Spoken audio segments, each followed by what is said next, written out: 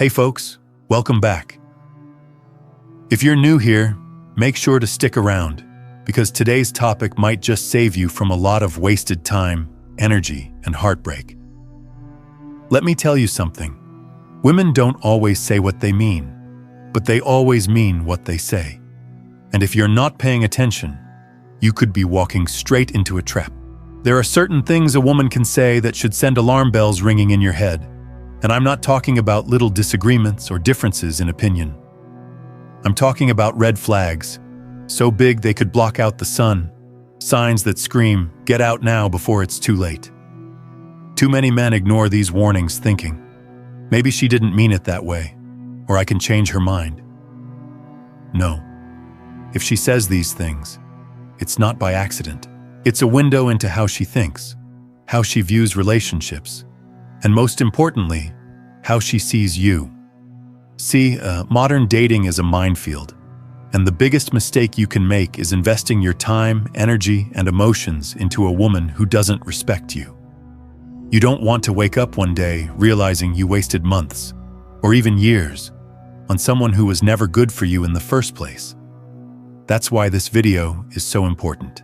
I'm going to break down 5 phrases, just 5, that if they ever come out of a woman's mouth should make you seriously reconsider your involvement with her. Because here's the truth. A woman's words reveal her mindset, and her mindset determines how she'll treat you. If she says these things, she's showing you who she really is, and your job is to pay attention. Now, before we dive in, let me make one thing clear. This isn't about bashing women. This is about protecting yourself as a man. Too many guys stick around in toxic relationships because they don't recognize the signs early enough. That stops today.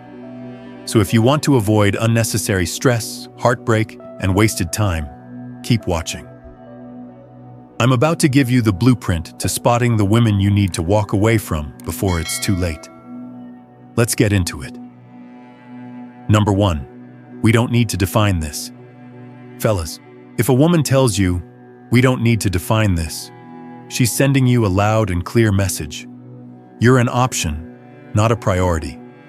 And if you stick around, you're setting yourself up for confusion, frustration, and wasted time. Let's be real. When a woman is truly interested in you, she wants clarity. She wants to know where things are going. If she's avoiding labels, it's because she wants the benefits of a relationship without the responsibility of one. That means she can do whatever she wants, see whoever she wants, and still have you around as a backup plan. Now, some guys hear this and think, maybe she's just taking things slow. Nope. There's a difference between pacing a relationship and keeping it undefined forever. If months have gone by and she still dodges the "what are we" conversation, she's not confused. She's keeping her options open. And here's where it gets dangerous. The longer you stay, the more emotionally invested you become. Meanwhile, she's living stress-free, knowing she can leave whenever she wants, no strings attached. And when she finally moves on, you're left wondering what went wrong while she's already on to the next guy. Think about this. Would you ever apply for a job where the boss says, "Let's not define your role, just show up and work"? Of course not. You'd want to know your position, your benefits, and your future in the company. Relationships work the same way. So what you should do, if a woman tells you she doesn't want to define things, walk away, or at least take a big step back. Make it clear that you're looking for something real, not a situation where she controls all the rules. If she truly values you, she'll make things official. If not, she was never serious in the first place. And here's something to remember. A woman who really likes you will never risk losing you to another woman. If she's okay with keeping things casual indefinitely, it's because she doesn't see you as the one. So don't settle for confusion. If she's dodging commitment, let her go and find someone who actually wants to build something with you. Simple. So if you've ever been in that space where you were giving your best to someone who refused to even define what you were, Drop this in the comments. I don't invest in confusion. I walk with clarity. And if this hits something real for you, if you're done entertaining situations that drain more than they build, subscribe now. This channel is where you sharpen your discernment and protect your peace. Because next up, she's going to say, "Take me as I am." Sounds innocent, right? But wait till you see what's hiding behind those words. Number 2, take me as I am. She says it casually, maybe with a shrug. Take me as I am. And at first, it might sound confident, like she's secure, self-aware, unapologetically herself. But pause, because what she might really be saying isn't confidence. It's a warning that says, I'm not planning to change. I'm not open to feedback. I'm not interested in compromise. Now let's be fair. No one is perfect. We all have flaws. We all bring a little baggage into a relationship. But there's a big difference between being real and refusing to grow. And when someone throws out, "Take me as I am," right after you bring up something that genuinely bothers you, what they're doing is shutting down the conversation before it begins. Let's say you're the kind of man who values time. You're punctual. You plan things. She shows up late constantly, 30 minutes, sometimes an hour. You finally say something. "Hey, I know life gets busy, but this keeps happening. I just want to feel respected." And she responds with, "That's just how I am. I'm always late.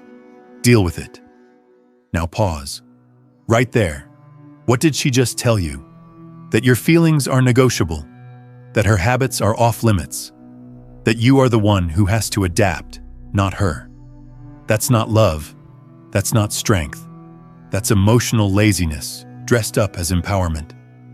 Now take that same mindset and apply it to something bigger. What happens when it's not about being late, but about how she handles conflict? She yells. She shuts down. She ghosts you for days. And when you try to talk about it, she says, "That's just how I am. I need space. I get emotional." You should know that by now. See what's happening? Your standards are slowly being traded in for her convenience. And here's the trap. She's not saying, "Take me as I am," once. She says it every time something uncomfortable comes up. It becomes a pattern. And you, without realizing it, start adjusting your tone, your boundaries, your needs, just to avoid triggering that phrase. You stop asking for change. You start convincing yourself that love is about acceptance. And little by little, you disappear. But Stoicism teaches us something different. Epictetus said, "Freedom is the only worthy goal. It is won by disregarding things that lie beyond our control. And a person's refusal to grow, that's outside your control. But your reaction to it, that's yours to own. You are not weak for wanting a relationship where growth is mutual. You are not too much for wanting accountability. You're simply awake enough to know this truth. Love without evolution becomes emotional confinement. And if she uses 'take me as I am' to excuse behavior that hurts you, what she's really saying is, I want the benefits of you, without the responsibility to meet you. A strong woman doesn't weaponize authenticity. She owns her flaws, but she also says, I'm not perfect, but I'll work on it because we matter. That's real strength. That's partnership. So if you're with someone who refuses to meet you halfway, who wants you to shrink instead of asking herself to rise, you don't fight. You don't chase. You don't explain yourself over and over again. You walk, quietly, firmly, with your dignity intact. If that hits home, if you've ever stayed too long with someone who used "take me as I am" as a shield for their own resistance, drop this in the comments. I grow. You should too. And if you're building a life where love requires effort from both sides, where emotional maturity isn't optional, subscribe now. Because next up, She's going to say, "You're lucky to have me." And when that phrase shows up, you better be paying close attention, because what comes with it isn't gratitude, it's control. Number 3, you're lucky to have me. You hear it said with a half smile, playful, flirtatious, maybe even proud. You're lucky to have me. And maybe in the beginning it's funny. She's teasing, owning her confidence, standing tall.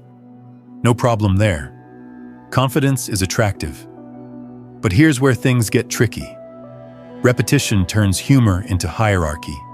If that phrase keeps showing up, not in jest, but in arguments, in disagreements, or even when you express your needs, it's no longer about confidence, it's about entitlement.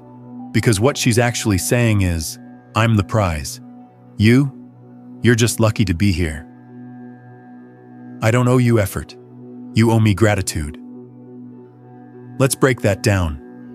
A healthy relationship is built on mutual appreciation. Both people feeling seen, both people bringing value, and both feeling valued. But when she sees herself as the prize, and you as the chaser, you're already walking into imbalance. Over time, here's how that plays out. You start trying harder. Not because the love is deepening, but because you're afraid of losing your chance. You apologize when you're not wrong. You suppress concerns to avoid conflict. You sacrifice your standards to stay in her good graces. And slowly, silently, you become less of yourself. She doesn't have to compromise, because in her mind, you should just be grateful I'm here. That's not a relationship. That's emotional taxation, and you're the one paying the bill. Now let's pause here. There's nothing wrong with a woman knowing her worth. You want someone with high standards, just like you should know your own. But there's a massive difference between self-worth and ego inflation. A great woman doesn't need to remind you that you're lucky to have her. She shows up, she appreciates, she listens, she invests, she meets you halfway, and then some. Because she knows the truth. A man of value is rare, and she's lucky to have you too. See, when someone repeatedly tells you that you're lucky to have them, they're creating a psychological frame. A frame where they're the one doing you the favor. A frame where your contributions, sacrifices, and strength get overlooked. Because, hey, you should just be thankful. That frame is dangerous because it starts to erode your sense of value. You stop asking yourself, do I feel fulfilled? And start wondering, am I enough for her today? And that's when your mind begins to break down. Because you've shifted from partner to performer. You stop being a man with standards and become a man seeking approval. And the worst part? It'll never be enough.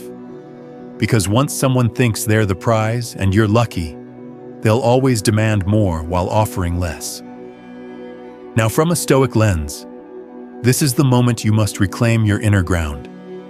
As Marcus Aurelius reminds us, the tranquility that comes when you stop caring what they say, or think, or do. Only what you do. You control your energy. You control what you tolerate. You control your frame. So ask yourself, does she make you feel appreciated or replaceable? Does she see your effort or expect it by default? Does she meet you as a partner or treat you like a fan? Because a woman who truly values you won't put herself on a pedestal. She'll stand beside you equally. She won't say, you're lucky to have me.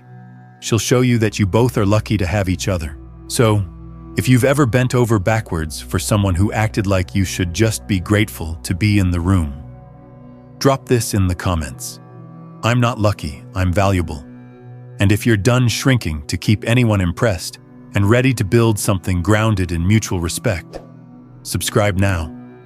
Because next, we're stepping into the most manipulative phrase yet. All my exes were the problem. And when you hear that, you better believe you're next. Number 4. All my exes were the problem. You're sitting across from her. The vibe is good, the stories are flowing, and then she hits you with it. All my exes were toxic. At first, you might nod along. We've all had bad relationships, right? But then something catches you. Every single one? No shared responsibility? No moments of, I could have handled that better? Let's be real. When someone says that every person they've ever dated was the problem, what they're really saying, whether they realize it or not, is that they don't see themselves as part of the story. And I know, maybe some of those exes really were terrible. Maybe she went through real pain. I'm not saying her past isn't valid, but when it's always someone else's fault, and never once a moment of honest self-reflection, that's a red flag waving in broad daylight. Here's why this matters. In any relationship, things get messy. Misunderstandings happen. People grow at different paces, and healing only comes when both people are willing to look at themselves, not just the other person. If she's still telling the same story, that she was the innocent one, and everyone else was crazy, manipulative, cold, jealous, unavailable, then guess who's about to become the next villain in that pattern? Exactly. You. And you won't even know it at first. It'll start slow. Maybe you disagree on something small. You bring it up calmly, respectfully. She cuts you off. You sound just like my ex. He used to say that too. Now, instead of being heard, you're being compared. Your feedback becomes an attack. Your boundaries become controlling. And from that point on, you're walking on eggshells, trying not to become the next name in her list of horror stories. You start adjusting your tone. You second-guess your words. You think, maybe I'm being too critical. But you're not. You're just being honest. And her inability to separate you from her past is turning you into someone you're not. Quiet, reserved, hesitant, cautious. That's not love. That's survival mode. See, there's a difference between a woman who's healed and one who's just moved on. A healed woman can talk about her past without bitterness. She can say, we both made mistakes, or that relationship taught me a lot. She doesn't need to make someone else the villain to validate her growth. But a woman who's still living in a narrative of blame, she's not dating you, she's using you to rewrite her past. And the moment you show any flaw, you're no longer the man she thought you were. You're just another version of someone who once hurt her. And that's exhausting. You become the emotional dumping ground for everything she hasn't unpacked. And worse, you're expected to handle it all with grace, while never being allowed to have flaws of your own. That's not a relationship. That's emotional weightlifting with no spotter. The Stoics had something to say about this. Marcus Aurelius wrote, "If someone can prove me wrong and show me my mistake, I will gladly change. I seek the truth, which never harmed anyone." Think about that. The highest strength is not blaming, it's reflection. It's the willingness to ask, what can I learn from this? Not just, who hurt me? If she's never wrong in her story, she's never growing in her reality. And that means you'll be dealing with someone emotionally frozen, stuck in a loop of defensiveness, unable to evolve beyond her past because she's too busy running from it. So when she tells you, all my exes were the problem, you have to ask yourself, how long before she says the same thing about you? How long before a disagreement becomes an accusation? How long before you go from being the safe space to being the scapegoat?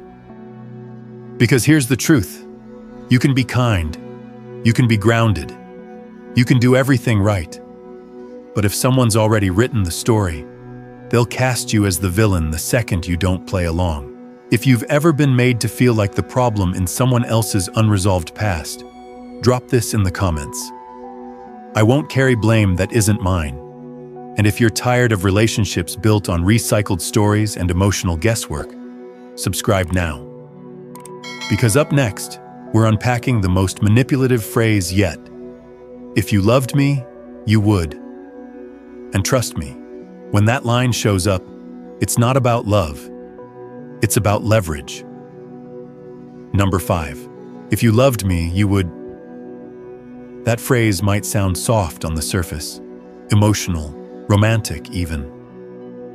But let's be honest. When someone says it with that tone, it rarely feels like love. It feels like pressure, manipulation wrapped in sweetness. You've probably heard it before. If you loved me, you would tell me everything. If you loved me, you'd skip that trip. If you loved me, you'd cut off your female friends. And just like that, love becomes a condition, a measuring stick, a bargaining chip.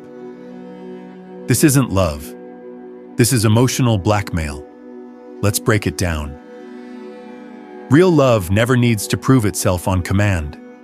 When someone starts every demand with, "If you loved me," what they're doing is assigning your love a task list.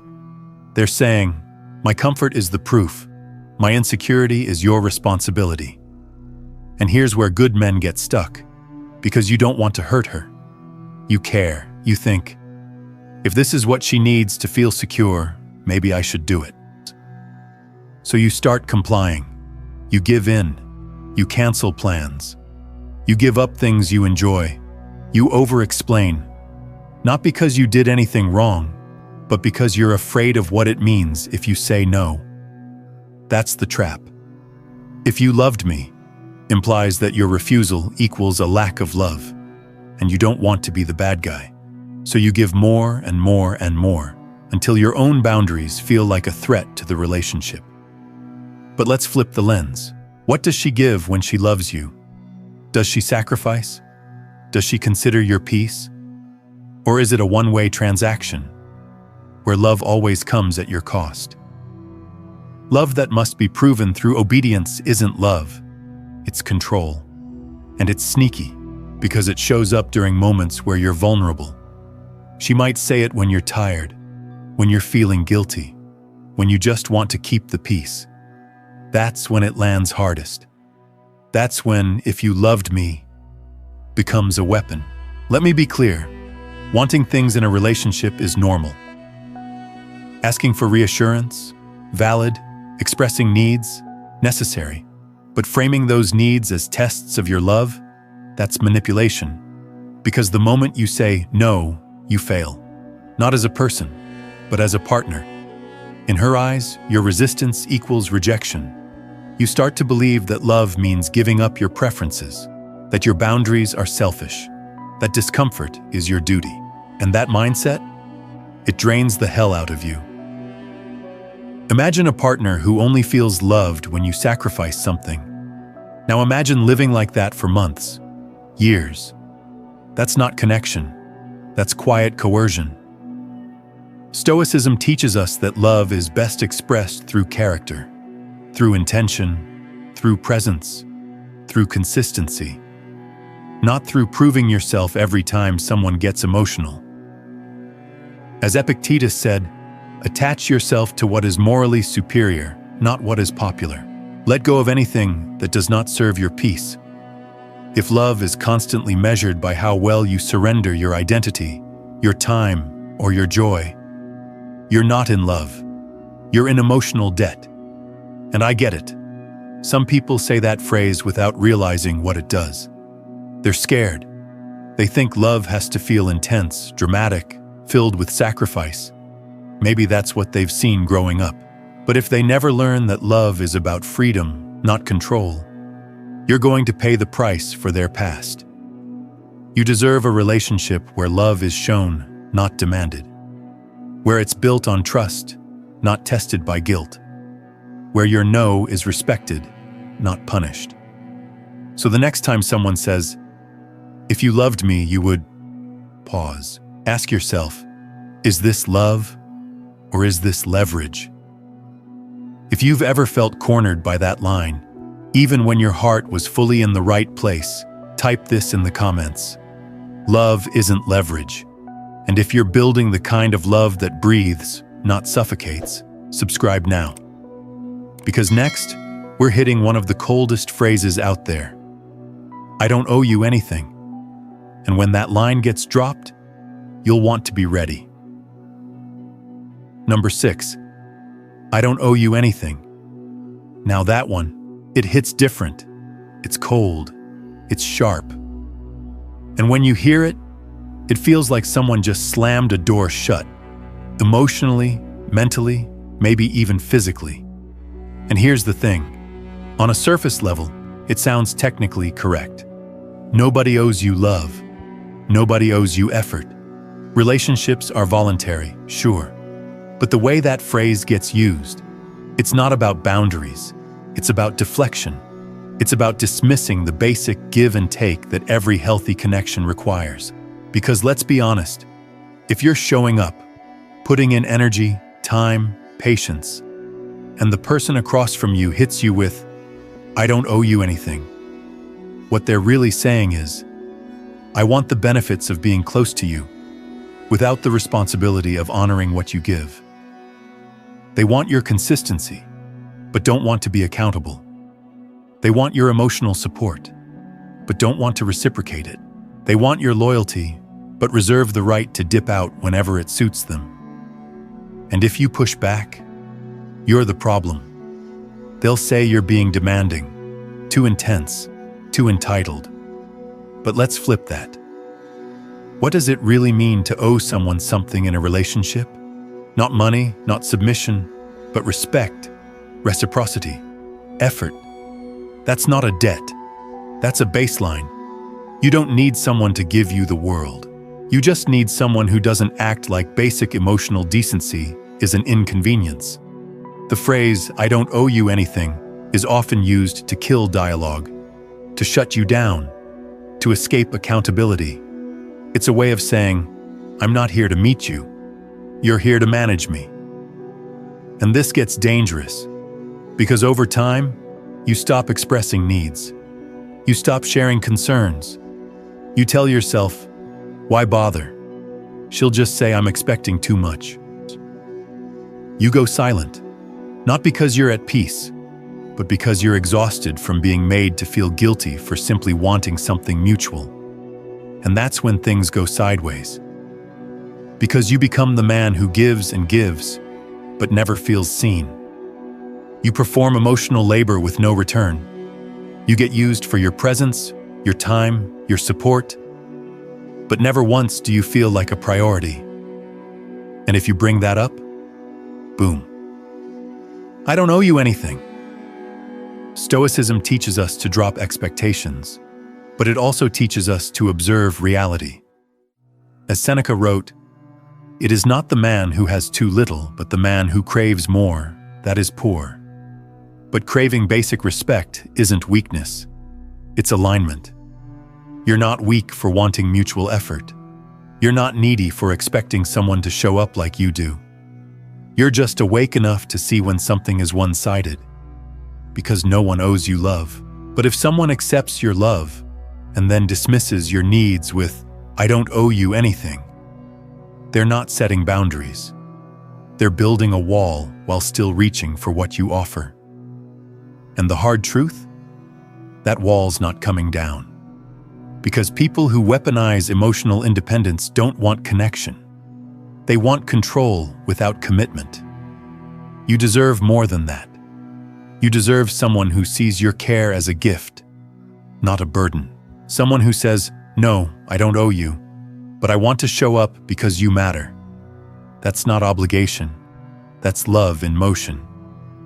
So if she's using, I don't owe you anything, to dodge responsibility, to shame your needs, or to excuse her lack of effort, don't argue, don't explain, don't try to earn her empathy. Walk. If you've ever been made to feel like your basic needs were too much, or your presence didn't deserve recognition, drop this in the comments. Respect is mutual, and if you're done pouring into people who hide behind emotional loopholes, hit subscribe. Because next, we're going into a phrase that sounds empowering, but usually means the opposite. I deserve better than this. What does she really mean when she says that? Stick around. You'll want to know. Number 7. I deserve better than this. Now that hits different depending on when and how she says it. Because sometimes, it's valid. Sometimes she's been disrespected, unheard, minimized, and that sentence is a boundary, a wake-up call, a line in the sand. But sometimes, it's not about growth, it's about control. It's about weaponizing worth in a way that keeps you small. You've been there, haven't you? Things get tense. Maybe it's an argument. Maybe you finally said something you've been holding back, and she hits you with it. I deserve better than this. No explanation, no dialogue, just judgment in 5 words. What she's really saying in that moment is, you're not good enough. Your version of love isn't acceptable. You need to change, or I'm gone. And it stings, because maybe you've been showing up. Maybe you've been giving your best. Maybe you're not perfect, but you're real, you're consistent, and you're trying. And suddenly, it's not just about the disagreement. It's about your worth being put on trial. Let's break this down. On the surface, I deserve better than this sounds empowering. And yeah, everyone deserves respect, effort, emotional safety. But when this phrase gets used as a way to shut down conversation, when it becomes a one-liner that ends the debate and makes you feel like you're constantly being measured, it's not empowerment anymore. It's a power play. Because here's what often gets missed. Real self-worth doesn't need to be declared like that, especially not in moments of conflict. It gets communicated through calm boundaries, through openness, through knowing when to walk, not needing to threaten it every time something feels uncomfortable. But when "I deserve better" is used to avoid feedback, when it's said every time you express your own needs, that's not self-respect. That's superiority disguised as strength. And here's where it gets dangerous. You start thinking maybe she's right. You replay your words, your tone, your behavior. You start apologizing not because you did wrong, but because you're afraid of losing her. You twist yourself into something more worthy in her eyes.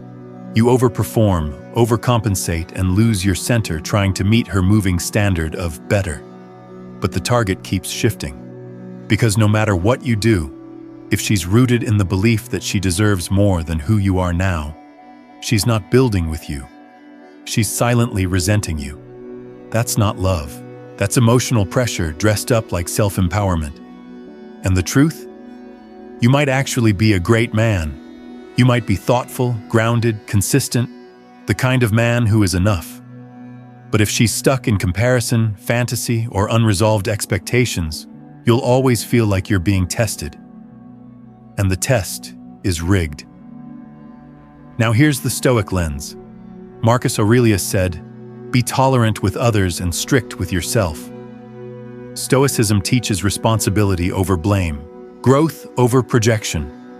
You hold yourself accountable, yes, but not to the point of erasing who you are just to meet someone else's incomplete picture of what love should be. You have a right to evolve at your pace, to learn through mutual effort, not manipulation. You deserve a partner who says, "Let's grow together," not "prove you're worth my standards." So when she says, "I deserve better," ask yourself, is she saying that because she's genuinely unfulfilled and trying to express her needs? Or is she saying it to cut you down? There's a difference between someone who sets a boundary and someone who uses worth as a weapon. If you've been made to feel small by someone who constantly makes you question if you're enough, type this in the comments: "I am enough." And if you're building a mindset where love doesn't require you to shrink, perform, or plead, subscribe now. Because we're not chasing love here. We're choosing alignment. Every time. Let's take a breath and step back for a second. You've just gone through 7 things a woman might say that sound harmless on the surface, some even charming, but underneath, they carry weight, hidden meaning, emotional leverage.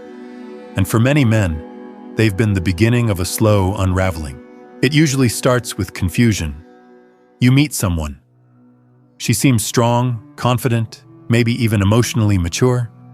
She says things like, "Take me as I am," or "You're lucky to have me," and at first, you nod along. You think, okay, she knows her worth. You want to be supportive. You want to be the guy who gets it. But what you don't realize in those early moments is that those phrases, when repeated, when unexamined, are the foundation of a power imbalance. Not always intentional, not always cruel, but real and dangerous nonetheless. Each of these phrases we talked about, we don't need to define this. All my exes were the problem. If you loved me, you would. They all have something in common. They shift responsibility away from her and put it entirely onto you. You're made to feel like you're chasing something that keeps moving. That clarity, peace, and even love are all on the other side of one more sacrifice. If you bend just a little more, maybe she'll finally feel safe. If you explain yourself better, maybe she'll stop accusing you of being like her ex. If you give up that boundary, maybe she'll stop testing you. But here's the truth. You cannot earn the love of someone who weaponizes language to avoid growth. You cannot build a stable foundation with someone who makes you feel like stability is weakness. And you definitely cannot stay grounded if you're constantly trying to prove that you're enough. At some point, you have to step back and ask yourself, am I in a relationship or a performance? Stoicism doesn't tell you to stop caring. It doesn't tell you to isolate yourself or reject love. It tells you to stand firm, to respond, not react, to see clearly and act accordingly. And when you truly start living with that mindset, these phrases don't confuse you anymore. They become signals, markers, redirections. Because when a woman says, "I don't owe you anything," you don't spiral. You remember, respect isn't begged for, it's mirrored. When she says, "I deserve better than this," you pause and ask, is that a statement of reflection or an emotional threat? You stop trying to prove yourself and start protecting yourself. You stop explaining your boundaries and start enforcing them. And you learn one of the hardest truths of all. Walking away doesn't mean you didn't love her. It means you finally started loving yourself more. That's not ego. That's clarity. And clarity is power. The more grounded you are, the less reactive you become. You no longer flinch when someone tries to guilt you. You don't chase validation. You don't tolerate emotional chaos just because you're afraid of being alone. Because being alone and at peace is 10 times better than being with someone who drains you and calls it love. So here's what I want you to remember from this video. You are not crazy for wanting clarity.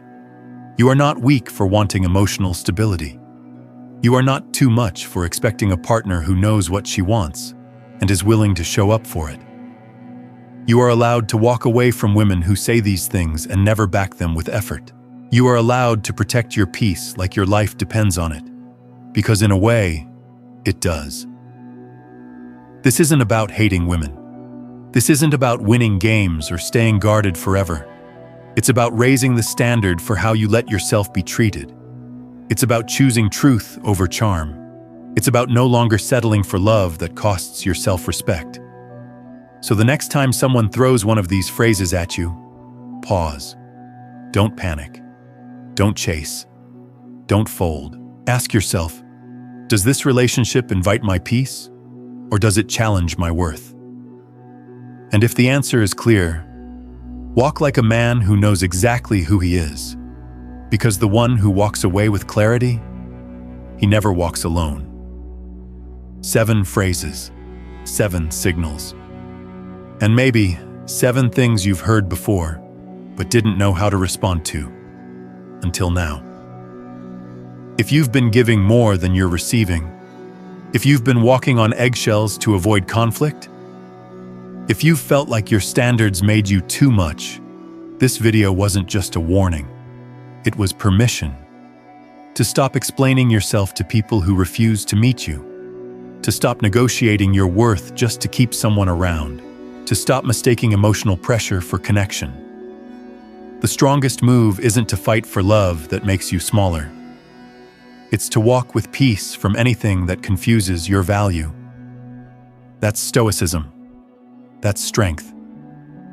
If this video helped you see something clearer, if it felt like a conversation you didn't know you needed, drop a comment and let me know. And if you're ready to keep building your mindset, your clarity, and your self-control, hit subscribe. Thanks for watching. Take care of your peace, and I'll see you in tomorrow's video.